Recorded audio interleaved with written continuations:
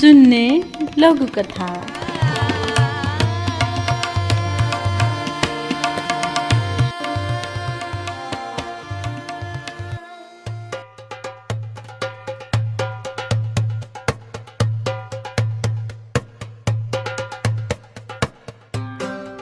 नमस्ते। शून्य लघुकथाको सहकारी अङ्कको 26औं श्रृङ्खलामा तपाईँलाई स्वागत छ। शून्य लघुकथा तपाईँले हरेक बुधबारको सहकारी अङ्कमा सुन्दै आउनुभएको लघुकथाको श्रृङ्खला हो र डाक्टर विदुर चालिसेको रातो चामल लघुकथा सङ्ग्रहबाट मैले कथाहरू बुधबारको अङ्कमा सुनाउँदै आएको छु। आजको बुधबार मैले यसको 26औं श्रृङ्खला लिएर आएको छु र यो 26औं श्रृङ्खलामा आइसकेपछि हामीले आजसम्म रातो चामलबाट लघुकथाहरू वाचन गर्दैछौँ भने आगामी साता अर्थात् 27औं श्रृङ्खलाबाट डाक्टर विदुर चालिसेको भर्खरै बजारमा आएको नयाँ लघुकथा सङ्ग्रह जलानका कथाहरू सुनाउनेछौँ।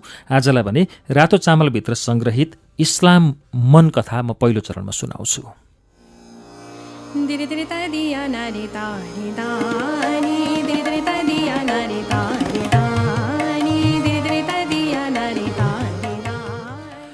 एरोबिक फाइटर जहाजको आक्रमणबारे बाहिर छापाहरूमा समाचार व्याप्त थिए। आँखा अगाडि एउटा बन्धनमुक्त पाइलट गर्वले नतमस्तक भएर मुक्त गरिदिने देशलाई सलाम ठोकिरहेका थिए। उनी बेला बेला आत्मउद्गारले भावुक बन्थे। पत्रकार अठ्याई प्रश्न गरिरहेका थिए।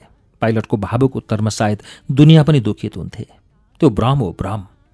टेलिभिजनको पर्दामा पत्रकारको प्रश्न उत्तर दिने क्रममा भर्खरै रेस्क्यु गरिएका विमान पाइलट खुब बरबराइरहेका थिए।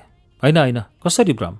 तपाईँलाई देशको प्रतिनिधिको रूपमा युद्धक विमानको नेतृत्व गरेर पठाएको त हो नि। हो, म देशको प्रतिनिधि।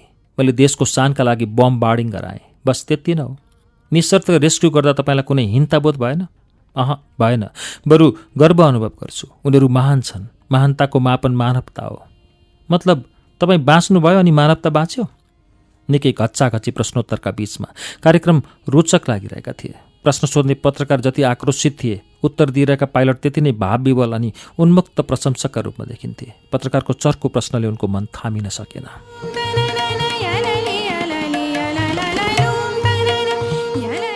नो, हाम्रो बमबार्डिङले मानवता यसरी मर्यो जसरी उनीहरूले बचाए। व्यक्ति बाँच्यो, राष्ट्रको बेइज्जत भयो अनि हार्यो नि त। मान्छे मर्नु नै पर्ने, यही हो मानवता। यो सब भ्रम, सब थिङ्क ट्याङ्कहरूको भ्रमित सोच। अन्त्यमा मानवताबारे तपाईँको कुनै भनाइ? इस्लाम मन। अरे तपाईँ त हिन्दू हो पत्रकारज्यू, तपाईँ इसाई हुनुहुन्छ होला। पत्रकार चुपचाप लागे। युद्धबन्दीका पाइलटको मानवता र पत्रकारको मानवता खास भिन्नता देखिन्थ्यो। त्योभन्दा बढी इस्लाम मन मानवताको परिभाषा र व्याख्या गर्दै उच्च स्तरमा युद्धविरामका लागि बिना कारण बन्धकहरूको रेस्क्यु गर्नमा व्यस्त थिए। क्रूरताबारे कुनै प्रश्न छ कि?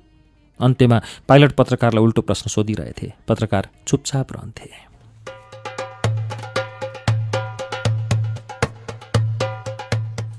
इस्लाम मन शीर्षकको यो लघुकथा मैले शून्य लघुकथाको सहकार्य अङ्कको पहिलो चरणमा आज वाचन गरेर सुनाएँ।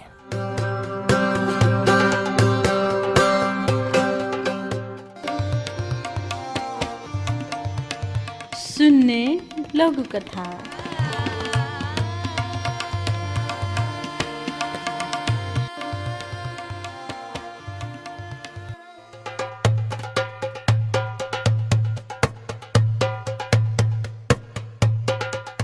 शून्य लघुकथाको अर्को चरणमा तपाईँलाई फेरि स्वागत छ।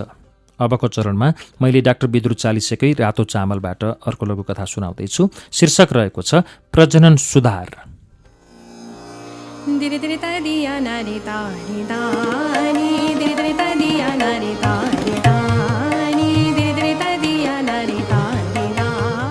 घाँटी हेरी हाड निल्नु, यो वाक्शक्ति अलौकिक शक्तिको कुनै आडमा नभए पनि लोक प्रचलित मान्यतामा थियो। उतातिर यो परमादेश कुनै जडसूत्रवादी भगवानका पनि थिएनन्। मुलुकी ऐनका धाराहरूले समाज सुधारका लागि व्यवस्था गरेको छुवाछुत सम्बन्धी कानुनले त छुँदैनथ्यो।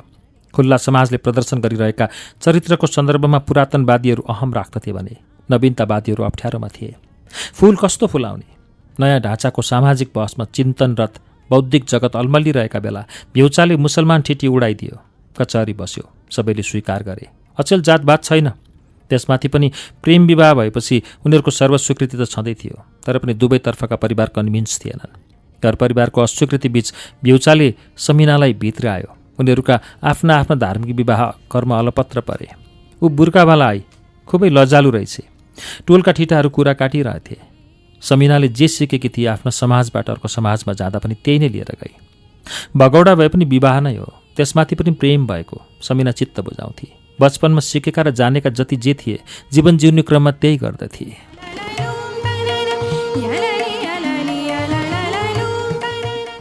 भ्युचा, तेरो बुढी त बुर्का मात्रै लगाउँछे, किन अनुहार हेर्न हुन्न? पल्लो घरको खड्गदाई भ्युचालाई जिस्काउँथे। भ्युचाले मन्दिर जाने कुरा गर्यो। समिना परक्क बटारिन्थे। परम्परागत समाजको बन्धन र बानी अनि प्रेम भन्ने कुरा अत्यन्त फरक विषय रहेथ्यो। हाम्रो बच्चा हुन्न? समिनाले भ्युचालाई सोधी। भ्युचा के चाहन्थ्यो? समिनालाई खासै पत्तो थिएन। समिना परम्पराको डिग थिए, भ्युचा मनमौजी। निकै वर्षपछि उनीहरू सेक्सोलोजिस्टकोमा पुगे। आफ्ना समस्याहरू सबै भने, बच्चा हुने उपायहरू सोधे। सेक्सोलोजिस्टले गम्भीर भएर सम्झाइ बुझाइ गरेर उत्तर दिए, तपाईँहरूको बच्चा पाउने अन्तिम विकल्प भनेको प्रजनन सुधार मात्रै। त्यहाँबाट निस्केर नयाँ योजना बनाए। उनीहरू फेरि बसेको डेराबाट अन्तै अर्को डेरामा सरेर गए। सायद प्रेमले लज्जालाई कहिल्यै छोड्न नसक्ने रहेछ। प्रजनन सुधार शीर्षकको यो लघुकथा पनि मैले डाक्टर विदुर चालिसेको रातो चामल लघुकथा सङ्ग्रहबाट वाचन गरेको थिएँ। गएको 6 महिनाभन्दा बढी समयदेखि हामी डाक्टर विदुर चालिसेको रातो चामल लघुकथा सङ्ग्रहबाट यी कथाहरू सुनिरहेका छौँ र विशेष गरी कोरोना र लकडाउनका कारणले केही समय केही हप्ता हामीले यो कार्यक्रम प्रसारण गर्न पनि सकेनौँ र 26औं अङ्कसम्म आइपुग्दा रातो चामलभित्रका 50भन्दा बढी कथाहरू हामीले वाचन गरेर सुनाइसक्यौँ। रातो चामलभित्र अरू पनि लघुकथाहरू सङ्ग्रहित छन्। यसका अरू कथाहरूलाई म आगामी श्रृङ्खलाहरूमा ल्याउँछु नै, तर 27औं श्रृङ्खलाबाट सहकारी अङ्क डाक्टर विदुर चालिसेको अर्को पुस्तकबाट सुरु गर्दैछु।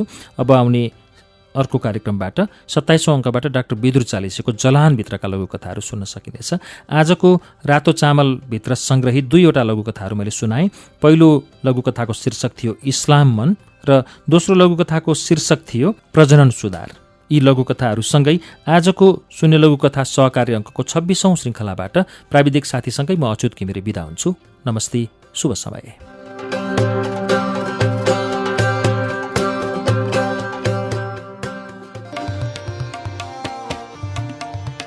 सुन्ने लघुकथा।